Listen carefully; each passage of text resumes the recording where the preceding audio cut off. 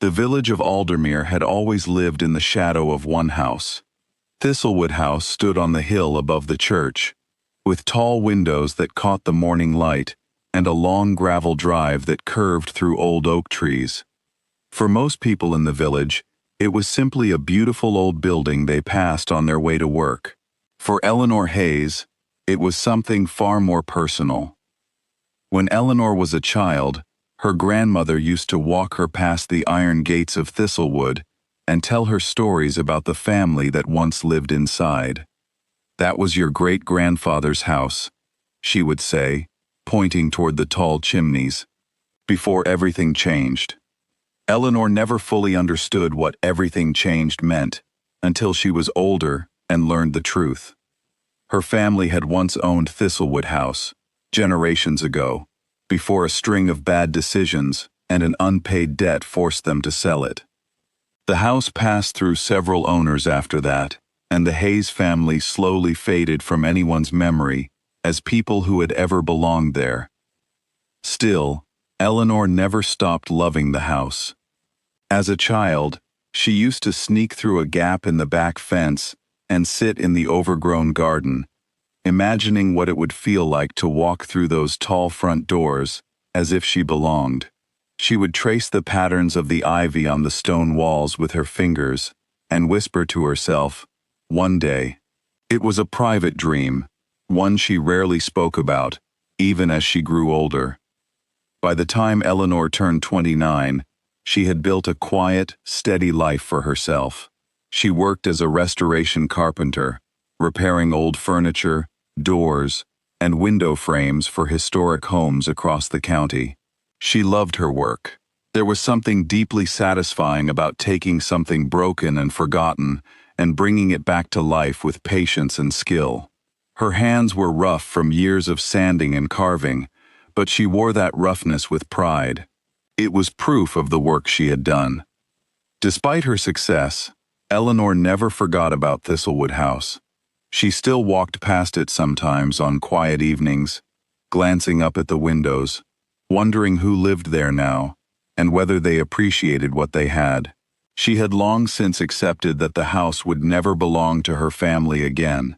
It was simply too expensive, too far out of reach for someone like her. She told herself that dreaming about it was harmless, as long as she didn't let the dream control her. Everything changed one autumn morning when she received a call from a local estate agent. The agent explained that the current owners of Thistlewood House had decided to sell the property, and before the sale could go through, they needed someone to assess the necessary repairs. Eleanor's name had been recommended for the job. She was surprised, but thrilled. After years of working on other people's old houses, she would finally have the chance to step inside Thistlewood House itself, even if only as a worker. What Eleanor did not know was that the man who had actually requested her name was not the current owner, but someone else entirely, Sebastian Wren, the newly titled Duke of Aldermere. Sebastian had inherited the title from his late father just a year earlier, along with a long list of financial troubles that came with it. His father had mismanaged the family's estates for years, selling off land and properties to cover debts that no one outside the family fully understood. Sebastian had spent the past year quietly trying to undo the damage, restoring what could be restored, and making peace with what could not. Sebastian had heard about Thistlewood House through old family records. It turned out that, decades earlier, his own family had been involved, indirectly, in the chain of events that led to the Hayes family losing the house. It was not a crime exactly, but it was not entirely fair either.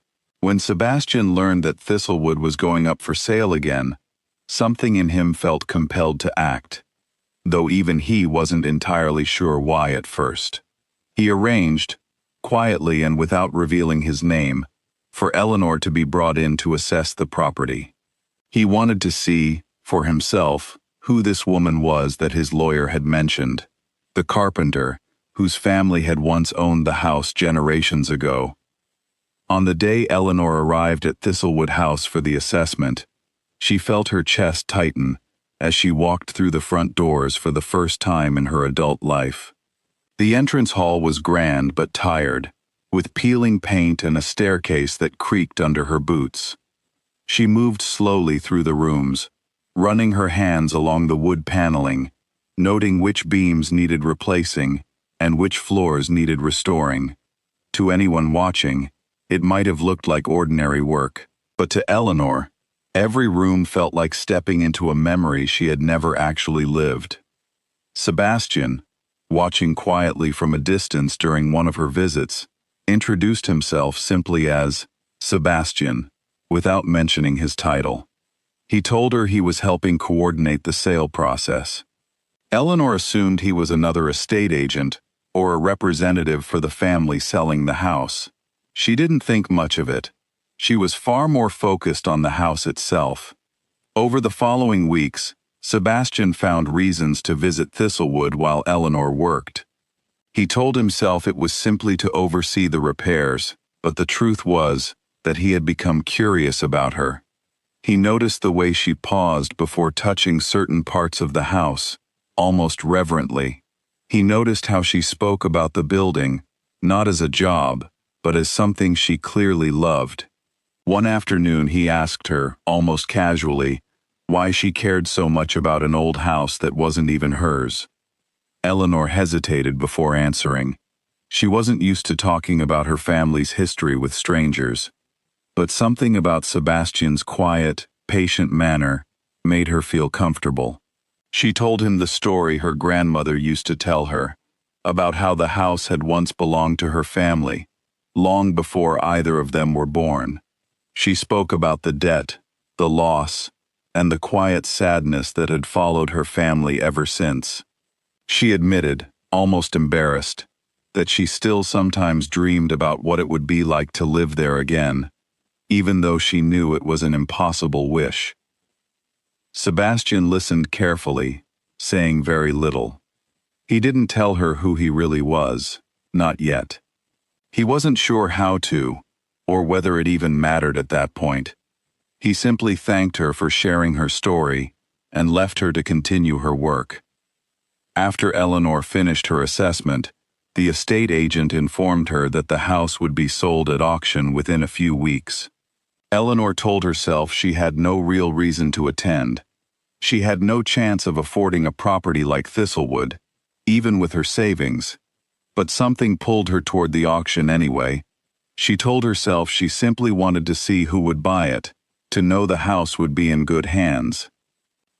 On the day of the auction, Eleanor sat quietly near the back of the room, watching as the bidding climbed higher and higher, far beyond anything she could ever offer. At one point, almost on impulse, she raised her hand and placed a small bid, more as a way of saying goodbye to her childhood dream than out of any real hope of winning. The room chuckled politely at her modest offer before the bidding continued without her. In the end, the house sold to an undisclosed buyer for a price far beyond what Eleanor had expected. The auctioneer announced only that the buyer wished to remain private for now. Eleanor left the auction house with a heavy heart, assuming the worst, that some wealthy investor had purchased Thistlewood simply to turn it into a hotel or convert it into expensive apartments, erasing whatever history remained within its walls. She returned to her ordinary life, throwing herself into her usual restoration jobs around the county. She told herself it was foolish to grieve over a house that had never truly belonged to her in the first place. Still, some nights, she found herself staring at old photographs her grandmother had kept of the house, wondering what might have been. Weeks passed. Then, one morning, Eleanor received an unexpected message from the same estate agent who had originally hired her. The new owner of Thistlewood House wanted her to return to the property to finish a final assessment before some planned renovations began. Eleanor felt a strange mixture of curiosity and bitterness as she agreed, assuming the new owner simply wanted free expertise or information about the house's condition. When she arrived at Thistlewood House that day, She found Sebastian waiting for her at the entrance, dressed simply, without any of the formality she might have expected from a wealthy buyer. Eleanor crossed her arms, ready to explain, perhaps a little sharply, that she wasn't interested in helping someone profit off a house that meant so much to her family. But before she could speak, Sebastian held out a plain envelope. "I think this belongs to you," he said quietly. Confused, Eleanor opened the envelope. Inside, she found legal documents, a deed to Thistlewood House, already transferred into her name, along with a single set of brass keys resting at the bottom of the envelope. For a long moment, she simply stared at the papers, unable to process what she was looking at. "I don't understand," she finally said, her voice barely above a whisper. Sebastian took a breath before explaining. He told her, for the first time, who he really was, the Duke of Aldermere, the man who had purchased Thistlewood House at auction. He explained that he had learned of her family's history with the house through old estate records, and that his own family, generations earlier, had played a part, however indirect, in the events that led to her family losing it. He told her he hadn't been entirely sure what he intended to do when he bought the house. He only knew that he didn't want it to fall into the hands of developers who would tear apart its history without a second thought. "I'm not doing this as some kind of grand gesture," he said carefully. "I'm not trying to be a hero. I just couldn't sit with the idea of owning something that should never have left your family in the first place, not once I knew the truth." Eleanor shook her head, stepping back slightly, the weight of the gift pressing down on her. "This is too much," she said. "I can't accept this. You don't even know me. I know you care about every nail and every beam in this house more than most people who actually owned it ever did," Sebastian replied gently. "I watched you work here for weeks. I saw how careful you were, how much you respected its history. That's not something you can fake. This house should belong to someone who understands what it's worth, not in money, but in meaning. That's you, Eleanor, not me." Eleanor's eyes filled with tears she hadn't expected. She looked down at the keys in her hand, feeling the weight of generations pressing into her palm. "Why would you give up something like this?" she asked softly. "Most people wouldn't." Sebastian offered a small, tired smile. "Because some debts aren't about money," he said. "They're about doing what's right, even when no one is asking you to." For a long moment, neither of them spoke. The only sound was the wind moving gently through the old oak trees outside. Eleanor looked up at the house, really looked at it. The cracked stone, the faded paint, the tall windows that had watched over generations come and go. It was hers now, not as a dream, not as a memory, but as something real. She didn't accept the gift immediately. It took her several days of quiet reflection before she returned to Thistlewood House, the keys still in her coat pocket, to formally accept what Sebastian had given her. When she did, she insisted on one condition. She wanted to personally lead the restoration of the house, room by room, using her own hands and her own skills. She didn't want it gifted to her in perfect condition. She wanted to rebuild it herself, the way her family might have, had history gone differently. Sebastian agreed without hesitation. Over the following months, he found himself returning to Thistlewood House often, not as its former owner, but simply as someone curious to see how the restoration was progressing. He would arrive in the late afternoons, sometimes carrying a flask of tea, sometimes simply sitting quietly nearby as Eleanor worked, careful never to overstep, but always present. Slowly, without either of them fully realizing it, their relationship shifted from something formal into something far more personal.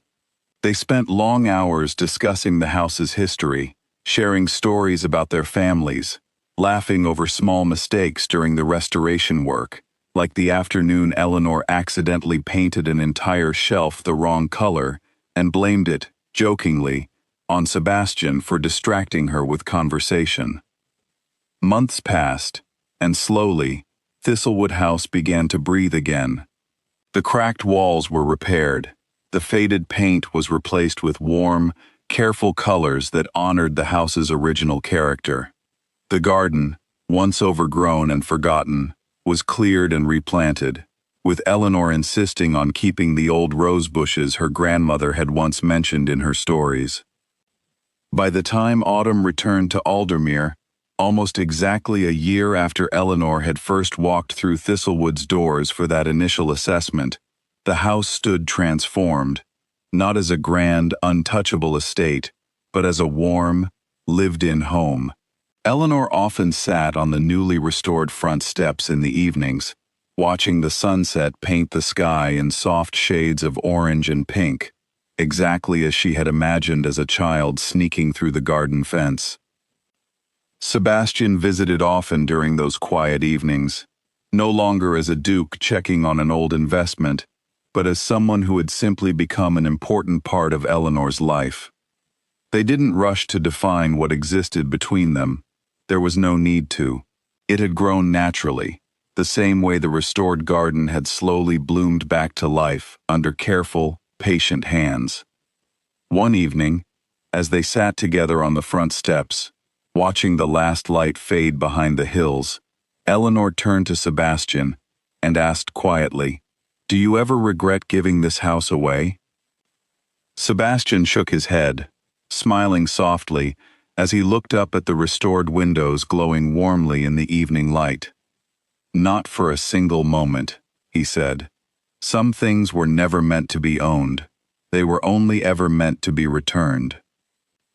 Eleanor smiled, leaning back against the old stone steps that had once belonged to her family, then to strangers, and now, finally, to her again.